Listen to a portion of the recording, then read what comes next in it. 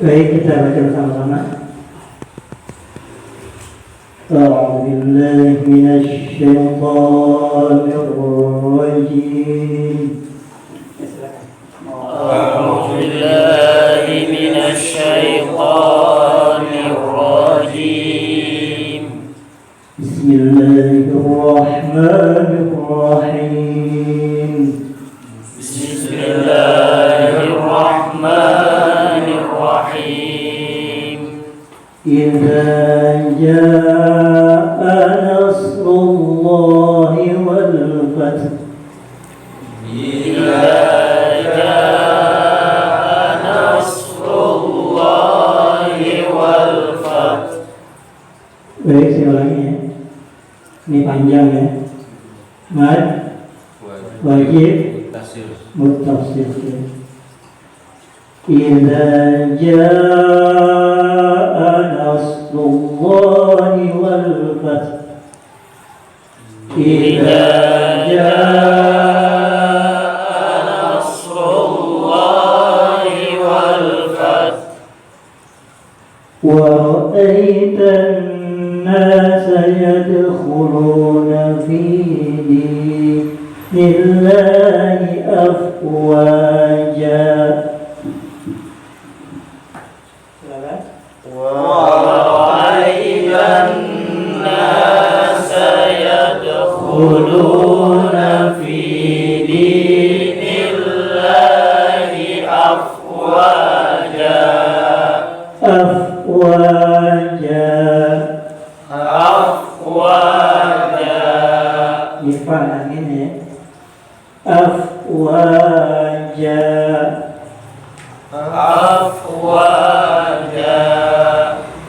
فسبح بحمد ربك واستغفر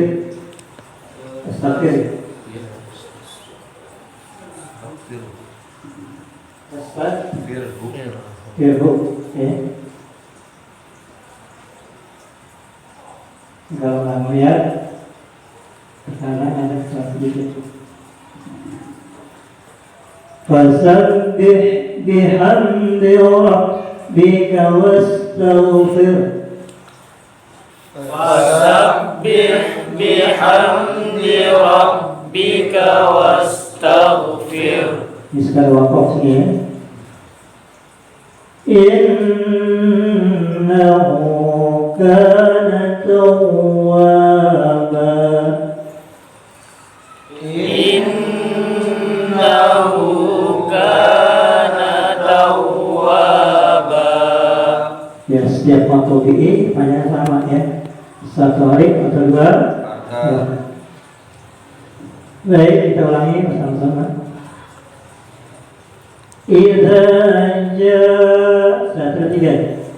Idza jaa nasrullahi wal fath. Lanjut.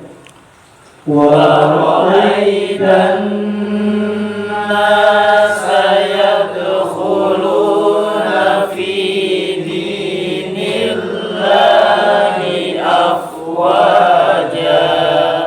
Ini ingat ya, ini ada ya, tidak i bukan e. Jangan walau ai, tapi walau ai ya. Wa ra'aitan nasa, ulangi. Wa ra'aitan nasa yadkhuluna fi dinillahi afwaja. Fasabbih ya, hakil ya. Fasabbih biham. Ini kalau kita pagi ya, kita ambil nafas ya. Fasabbih. Baik, satu tiga. Fasabbih bihamdi rabbika wastaghfir. Innahu kana tawwaba. Mika dengan wa sama yang panjangnya. Innahu kana tawwaba. innahu kana tawwaba. ya, ingat di sini ya, ini haknya bagikan. Fasabbih bihamdi yang tahan ya. Fasabbih bihamdi, ulangi 1, 2, 3. Fasabbih bihamdi rabbika wastaghfir Innahu kana tawwaba. ya, ini surah apa? An-Nasr. Surah An-Nasr. Ada berapa ayat? 3. Berapa ayat? 3. An-Nasr.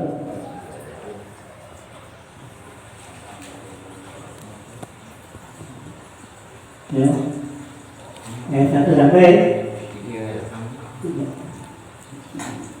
Baik, itu secara bacaan ya, di rumah bisa dipelajari kembali ya, agar supaya bacaan kita lebih bagus ya. Kalau ayat-ayat atau surah-surah yang pendek bagus, itu yang panjang-panjang bagus biasanya.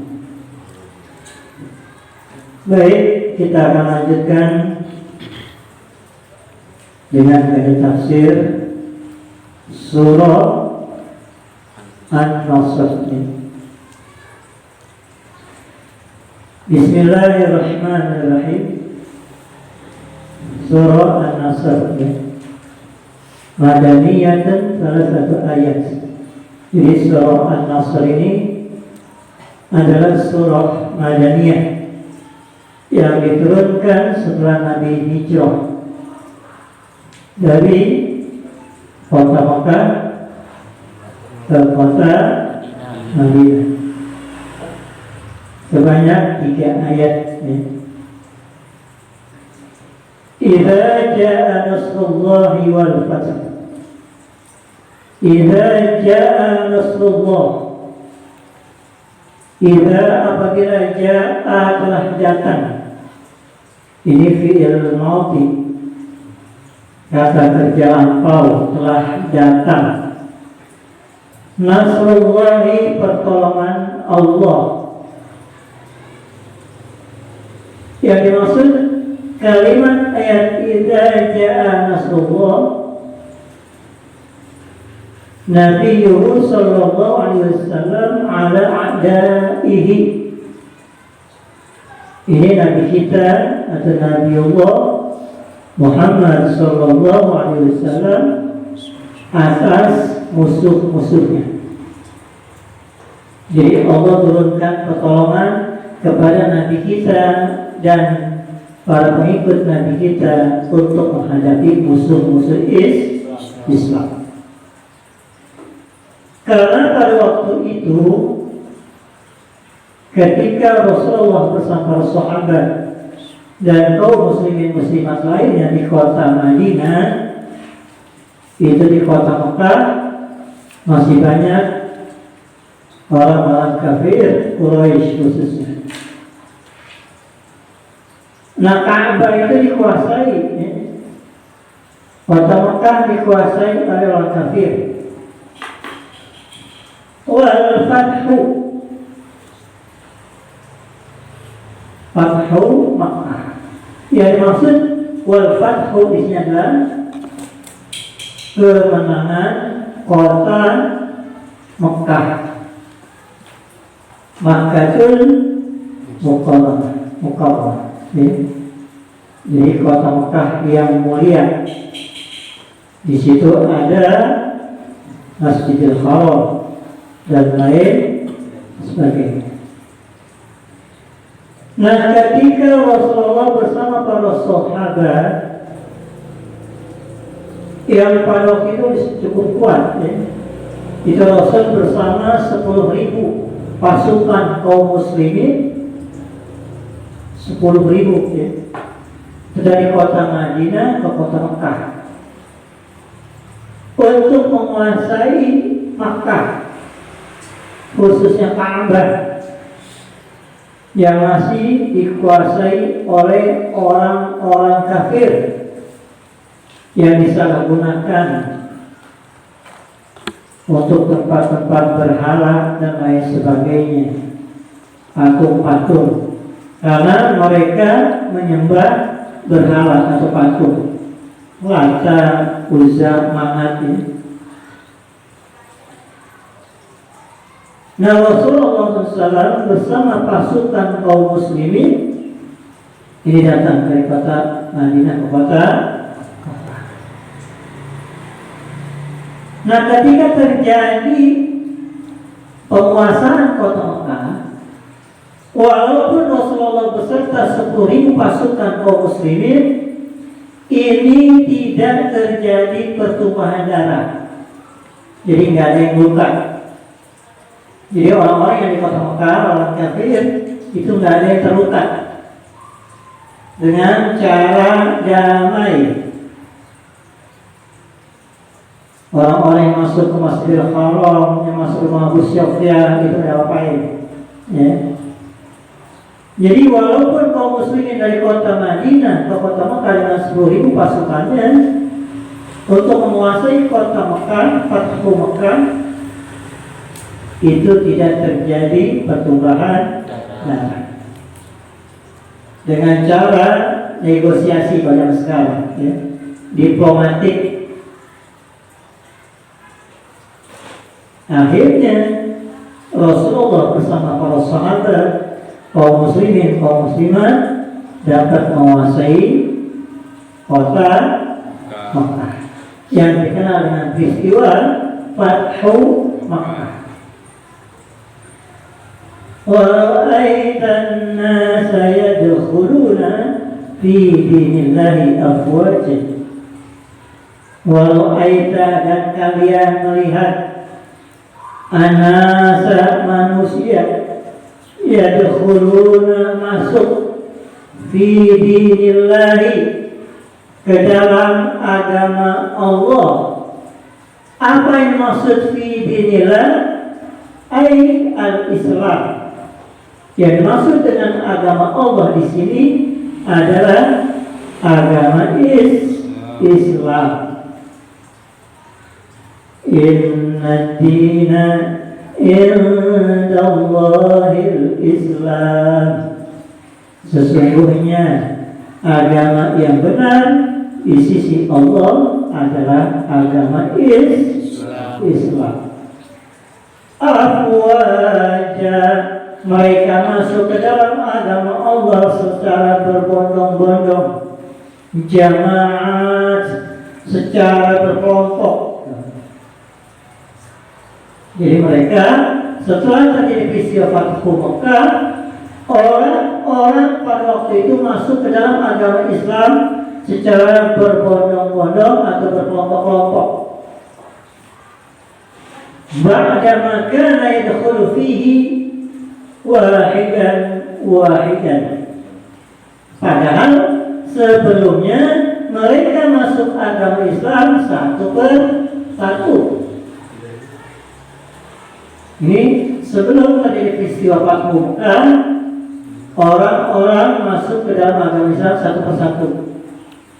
Tetapi setelah peristiwa Fathu Mekah, itu mereka berbondong-bondong atau berkelompok-kelompok. Wa dzalika ba'da Fathu Mekah. Ba'da Fathu Mekah, ja'ahul 'arab min aqtaril ardi ta'i'in. Setelah peristiwa Fathu Mekah, itu seluruh orang Arab yang ada di seluruh penjuru Jazirah Arab ta'in, mereka masuk ke dalam agama Islam secara taat. Jadi bukan hanya di kota Mekah, di seluruh pelosok yang ada saat itu di kota Jazirah, khusus orang Arab, itu mereka berbondong-bondong masuk ke dalam agama Islam. Nah, kita ini termasuk umat Nabi Muhammad sallallahu alaihi wasallam wa ala alihi. Jadi kalau kalian dengar, kalau Anda baca Nabi Muhammad sallallahu alaihi wasallam, kalau ditambahin wa ala ali, ini ciri-ciri itu. Ciri-ciri cinta kepada Nabi. Itu beda tuh ya. Sallallahu alaihi wasallam ada gitu. Ditambahkan wa ala ali. Jadi semua keluarga Nabi kita kirimin, baik yang sudah tiada maupun zuriat pada masa kini. Kita hanya minta keberkahan dari keturunan Nabi kita Muhammad sallallahu alaihi wasallam. Nah, bahkan pada masa Nabi Ibrahim alaihissalam, ketika kita disyariatkan untuk pergi haji, ya, walillahi 'alan nasi hijjal baiti man istata'a ilaihi sabila. Itu kalau yang mampu, yang aman dalam perjalanan itu boleh pergi haji. Kenapa tahun ini kita nggak pergi haji? Karena persyaratan termasuk satu keamanan di bidang kesehatan. Jadi bolehkan di dalam ilmu syariah, pertama dia mampu fisik, materi, ya. Lalu kemudian dia orang Islam. Kalau Islam nggak bisa haji. Kemudian di dalam perjalanan dari negaranya menuju kota Mekah Madinah aman. Tidak ada peperangan, tidak ada kerusuhan. Dan sampai nanti pesawat di dalam tembok dibom. Ada negara yang lewatnya lagi perang, itu nggak boleh. Nah sekarang lagi ada virus corona masuk persyaratan syariah yang tidak boleh pergi. Jadi bukan kesalahan seseorang siapapun. Nah ketika suatu ijma ulama sepakati tentang suatu penyakit yang mana sumbernya dari para ahli bidang kesehatan, mana kalimat-kalimat itu ya, kita harus taat sama ustaz dan dokter. Ustaz buat tabib, ya. Walaupun dia punya ilmu di luar kedokteran, tetapi secara medis, secara ilmiah, ya. Jika dia ternyata penyakit misalnya virus corona, ini salah satu persyaratan berarti dia berangkat pergi haji dari negaranya ke kota Mekah Madinah aman. Berarti boleh dia mengerjakan haji. Jadi yang nggak paham nih, ya, kita ngomong pakai nafsu, nggak pakai ilmu. Dan tidak mungkin ulama-ulama kita membiarkan suatu kebijakan tertentu, ya, kalau tidak berdasarkan hukum syariah. Ya. Itu ada namanya fatwa ulama, ya. Ijtihad para ulama yang dipercaya oleh umat sebagai rujukan di dalam keputusan hukum atau istinbat hukum, ya, kalau bahasa fikihnya istinbat hukum. Kemudian para jemaah sekalian, Allah melanjutkan firman dengan kalimat fasabbih bihamdi rabbika. Yang dimaksud dengan fasabbih bihamdi rabbika ay mutalabbisan bihamdihi. Kita selalu bertasbihlah dengan memuji Allah Subhanahu wa ta'ala. Subhanallah, Allah maha suci. Tiada yang maha suci kecuali Allah Subhanahu wa ta'ala. Adakah orang aku Tuhan? Yang aku Tuhan ada? Ada Fir'aun. Fir'aun ngaku Tuhan. Saking merasa hebat, ya. Merasa seluruh Mesir takut kepadanya. Kemudian kebijakan SK pemimpin, ya, saat itu, ya. Mungkin kalau sekarang istilahnya ada parlemen disetujui, keputusannya diputuskan untuk semua rakyat satu negara bahwa jadikan Fir'aun sebagai Tuhan. Nah, ini berarti dia mengkultuskan dirinya sebagai itu. Orang-orang seperti itu dibilang kafir. Bahkan setan sendiri nggak berani mengaku diri Tuhan, karena setan juga diciptakan oleh Allah dari api. Malaikat dari cahaya, setan dari api, manusia dari usjudu li Adam fasajadu illa iblis. Ketika Allah perintahkan malaikat, setan, iblis untuk sujud kepada Nabi Adam, malaikat sujud semuanya, iblis nggak mau sujud, karena iblis merasa ada wasfakbar. Iblis masuk hebat, gua dari api, Adam dari tanah. Padahal hakikatnya saat itu bukan Allah suruh sujud sama Nabi Adamnya, tapi perintah.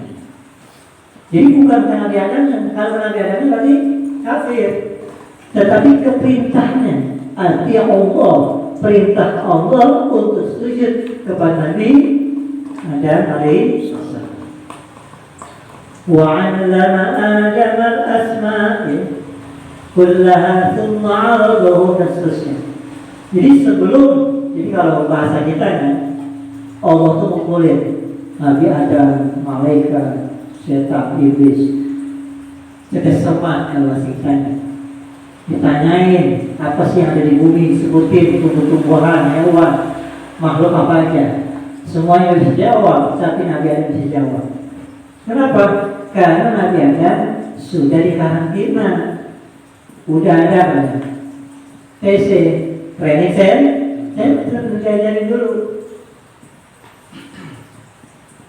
Sehingga apa?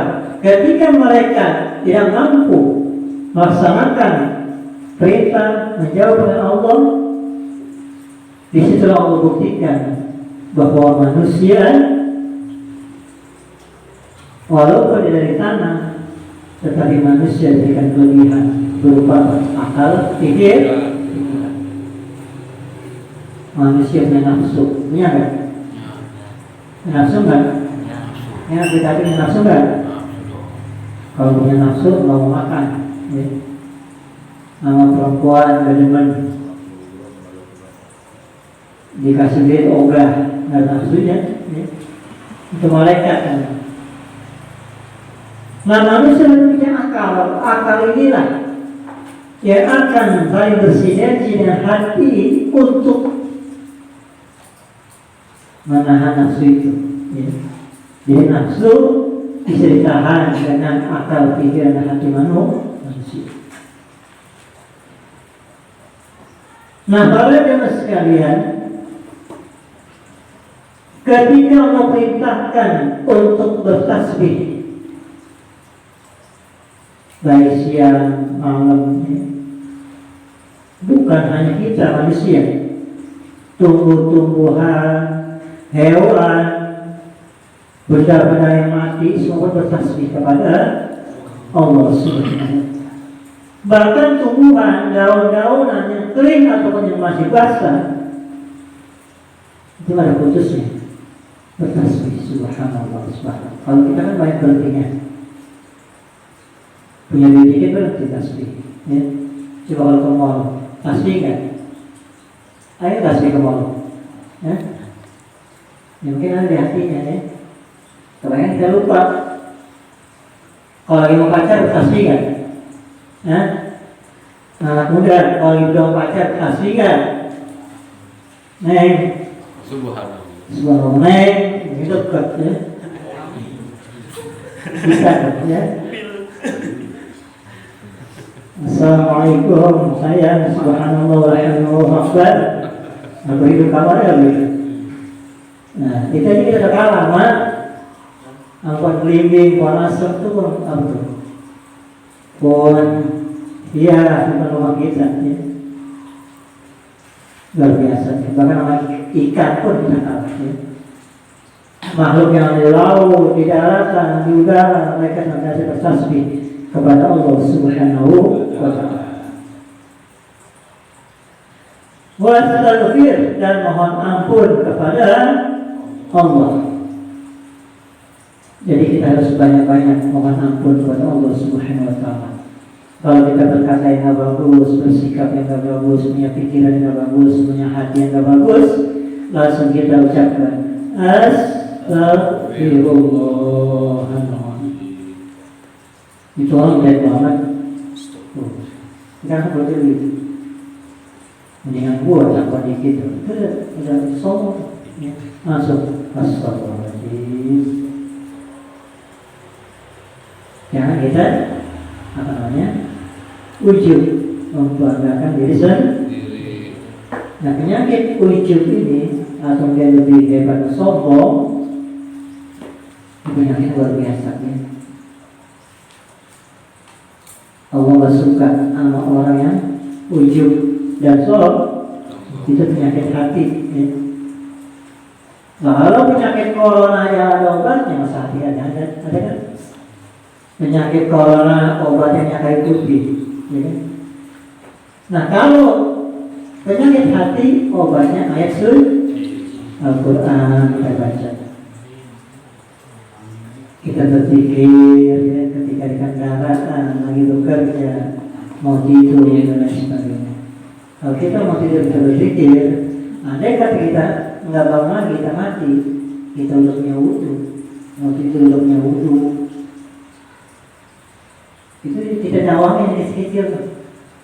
Mau wudu, mau tidur kita punya wudu dulu, lalu kita berdoa, bertasbih, kita istighfar. Andai kata ketika waktu subuh kita nggak bangun langsung mati, kita dalam keadaan berwudu suci. Jangan sampai kita bisa saja progres tidur blok mati ke bawahnya ini. Kata malaikat ditanya siapa nabimu, waiting ya, Lesti bila saking makannya. Ini bahaya ya. Jadi kalau kita yang berusaha bukan orang baik, berusaha untuk baik, minimal sebelum tidur kita berdoa, kita berwudu.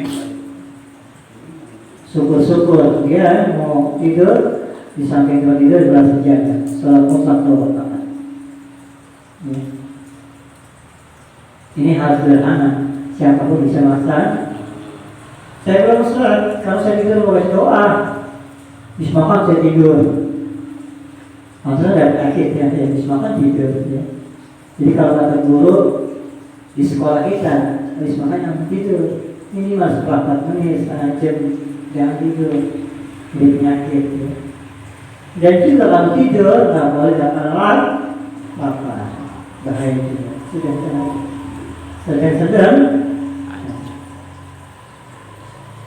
Innahu kana tawwaban, sesungguhnya Allah penerima taubat. Walaupun dosa kita seluas langit dan bumi, melebihi tingginya gunung, melebihi banyaknya butir-butiran debu, kalau kita bertaubat, Allah akan terima taubat kita. Ada orang berbuat maksiat, tapi kalau dia bertaubat, maka taubatnya akan diterima oleh Allah Subhanahu wa Ta'ala. Kita yakin ya, bagi kalian ya, yang dosanya sedikit. Kalau saya kebanyakan, usia banyakkan, dosa banyakkan. Tapi kalau usia masih sedikit, dosa sedikit. Ya, mungkin ada juga orang yang bisa sedikit, dosa banyak ya. Kita mengingat-ingat dosa kita daripada ingat kebaikan kita. Kita disuruhnya ingat kesalahan dosa kita, kita lupakan kebaikan kita. Kalau kita ingat kesalahan kita, dosa kita termotivasi untuk berbuat baik. Tapi kalau kita ingat kebaikan kita, ya udah kita udah baik ini gitu. Ya. Jadi yang kita ingat apanya? Dosa kita. Kita akan termotivasi untuk senantiasa berbuat baik. Wa kana sallallahu alaihi wasallam, dan ada Nabi kita Muhammad sallallahu alaihi wasallam ba'da nuzuli hadhihi surah, setelah turunnya surah An-Nasr, yukatsiru min qawli subhanallah wa bihamdihi astaghfirullah wa atubu ilaih. Nah, Nabi kita Muhammad SAW setelah turunnya surah An-Nasr itu beliau memperbanyak zikir dengan baca subhanallahi wa bihamdihi astaghfirullah wa atubu ilaih. Catat ya.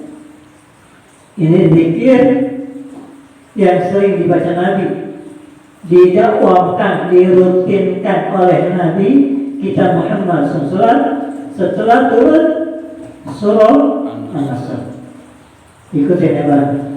Subhanallah wa bihamdihi astaghfirullah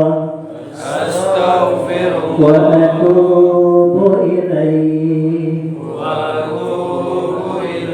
Subhanallah wa bihamdihi astaghfirullah wa atubu ilaih. Subhanallah wa bihamdihi astaghfirullah wa atubu ilaih. Ini baru kita baca ya, ketika kita lagi kendaraan, lagi sendiri, lagi nongkrong ya, lagi nongkrong baca. Tapi dalam lagi suara lagi ngomongin bola aja zikir ya, lebay namanya. Tapi itu si ginting, aduh kalah saya banget. Astagfirullahaladzim. Kita kalau lebay ya, tetap kita kumpul tapi hati kita Allah ya. Ya, itu Rasul ajarkan kepada kita. Kita disuruh berzikir kepada Allah Subhanahu wa ta'ala. Wa 'allama biha, dan juga ya Rasul mengajarkan kepada kita ya, menyuruh kita untuk membaca apa? Zikir tersebut. Annahu qad iqtaraba ajalahu ya. Sesungguhnya dekat ajal Rasul, wa kana fathu Makkah fi Ramadan sananya. Jadi ketika peristiwa Fathu Makkah itu ajal Nabi kita Muhammad SAW udah dekat. Itu terjadi pada tanggal 10 Ramadan 8 Hijriah. Jadi Fathu Makkah terjadi pada tanggal berapa? 10 Ramadan 8 Hijriah. Itu menandakan makin dekatnya ajal Nabi kita Muhammad. Kalau tahun Masehinya 630 Masehi. Jadi Fathu Makkah terjadi pada tahun 630 Masehi. Wa tuwfiya sallallahu alaihi wasallam, dan Nabi kita Muhammad SAW wafat di Rabiul Awal, pada bulan Rabiul Awal sanata asyar, pada tahun 10 Hijriah. Jadi Fathu Makkah tanggal 8 Hijriah, Nabi wafat tanggal tahun 10. Tapi berapa tahun lagi? 2 tahun. Setelah peristiwa Fathu Makkah, 2 tahun kemudian Nabi kita Muhammad SAW wafat. Sehingga baru turunkan wahyu yang terakhir. al-yawma akmaltu lakum dinakum wa atmamtu alaikum ni'mati wa raditu lakumul Islam dinan. Pada hari ini telah kusempurnakan Islam sebagai agamamu dan seterusnya.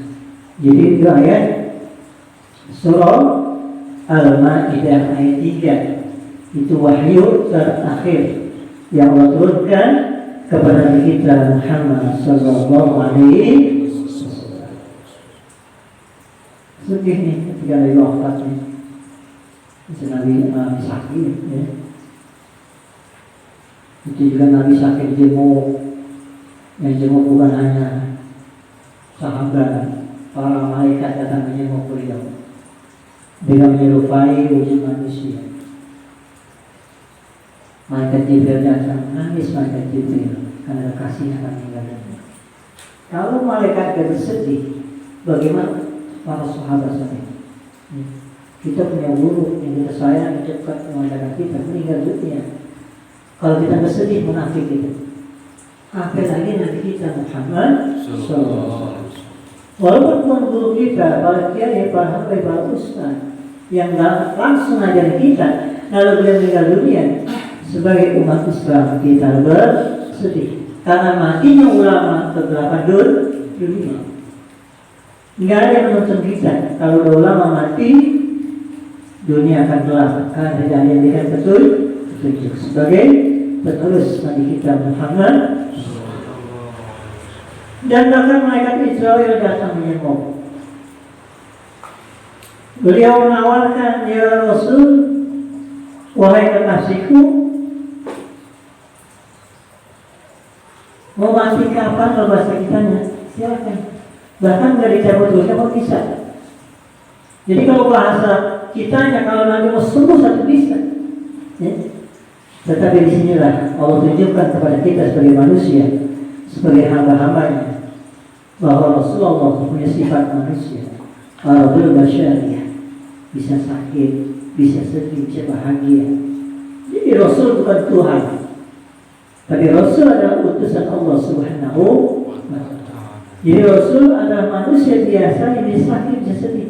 Tetapi manusia biasa bukan biasa seperti kita. Ingat nih, ya? Jangan kita menyamakan diri kita dengan Nabi.